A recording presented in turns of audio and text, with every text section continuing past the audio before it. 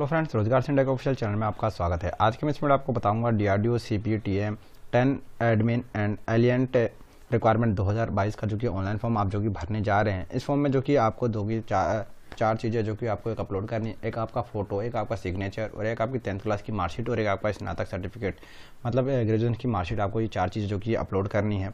तो ये किस प्रकार से आपको अपलोड करनी है जो कि मैं इस पूरे वीडियो में आपको बताऊंगा। उससे पहले फ्रेंड्स, अगर आप हमारे चैनल पर नए हैं तो चैनल को सब्सक्राइब कर दीजिए, जिससे गवर्नमेंट से रिलेटेड कोई भी इन्फॉर्मेशन या अपडेट सबसे पहले आपको मिल सके।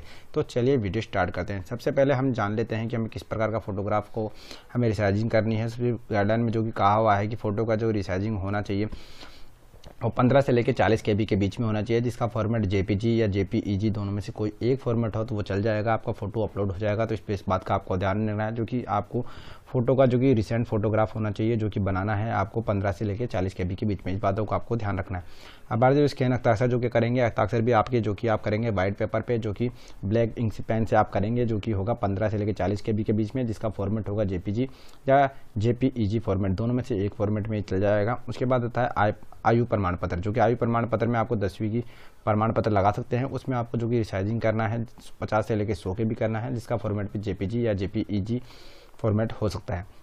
उसके बाद है स्नातक सर्टिफिकेट। स्नातक सर्टिफिकेट आपको 50 से लेकर 100 KB के बीच में बनाना है और उसका भी जो कि साइज होना चाहिए, जो कि 50 से 100 KB आप जो कि बनाएंगे, और जिसमें जेपीजी जेपीईजी फॉर्मेट इसका भी होना चाहिए।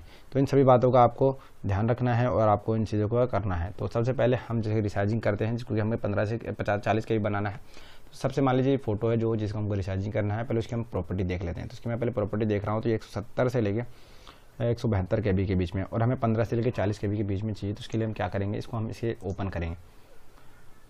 उससे पहले हम इसका फॉर्मेट भी देख लेते हैं। इसका फॉर्मेट मैं देख रहा हूँ जेपीजी फॉर्मेट है, तो हमारा जो कि फॉर्मेट है जेपीजी है, तो उसका काम हमारा हो जाएगा। तो इसे हम ओपन कर रहे हैं किसमें, पेंट में से। हम पेंट में से ओपन कर रहे हैं।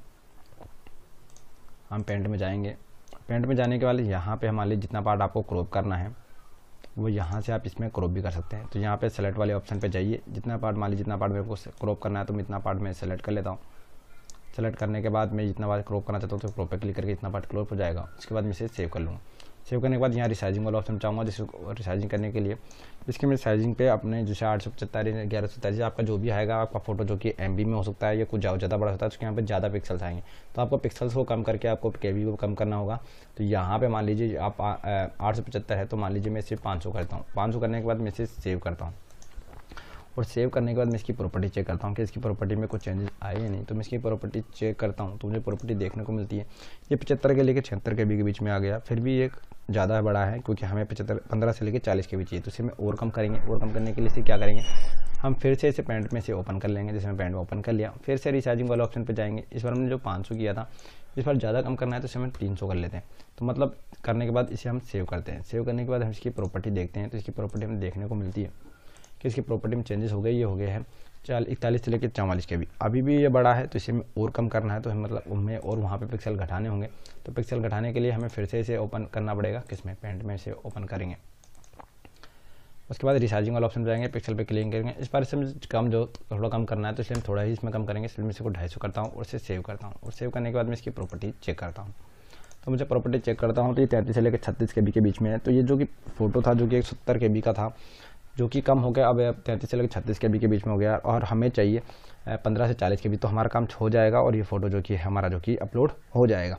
तो इस तरीके से हमारा फोटो का रिसाइजिंग हो जाएगा। ध्यान में रखना है, फोटो एकदम वाइट बैकग्राउंड के साथ एकदम स्टैंड पे, दोनों ईयर अच्छी तरह दिखने चाहिए। गूगल्स या स्पेस आपका लगे नहीं चाहिए। अगर लगा है, लगाते हैं तो आप इसमें फ्लेक्स नहीं होना चाहिए। इन बातों का ध्यान रखना है।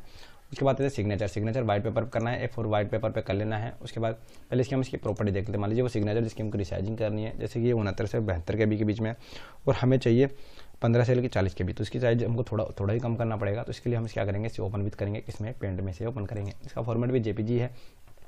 उसके बाद यहाँ पर सेलेक्ट में मान लीजिए जितना पार्ट क्रॉप करना चाहते हैं वहाँ सेलेक्ट पे क्लिक कीजिए। पार्ट को जितना पार्ट आपको सेलेक्ट करना है सेलेक्ट करिए। करने के बाद क्रॉप पे क्लिक करिए। उसके बाद सेव कर दीजिए। सेव करने के बाद आपको रिसाइजिंग वाले ऑप्शन पे जाना है, पिक्सल पे क्लिक करना है। जहाँ पे इतना सारा ज़्यादा रखा है, तो मान लीजिए इसको मैंने और कम कर दिया, 800 कर देता हूँ पिक्सल को। करने के बाद मैं इसे सेव करता हूँ। सेव करने के बाद मैं इसकी प्रॉपर्टी चेक करता हूँ। तो प्रॉपर्टी चेक करने को मुझे मिलती है कि ये हो गया है 29 से लेकर 32 KB के बीच में। तो इस पर हमारा डायरेक्ट ही हो गया, क्योंकि हमें 15 से लेकर 40 KB, तो ये 29 से लेकर 32 KB के बीच में है। इस तरह से आपको मान लीजिए ज़्यादा 15 से कम हो तो आप उसमें पिक्सल को बढ़ाकर आप उसमें साइज में रिसाइजिंग कर सकते हैं। तो इस तरीके से आपका सिग्नेचर भी रिसाइजिंग होगा। ध्यान में रखना है, सिग्नेचर जो कि आप रिसाइजिंग कर रहे हैं व्हाइट पेपर पे ही साइन करें और ब्लैक इंक पेन से ही करें। उसके बाद आता है आपका जो कि है 10वीं का प्रमाण पत्र, जो कि 50 से 100 के बीच है। तो सबसे पहले हम इसकी प्रॉपर्टी देख लेते हैं।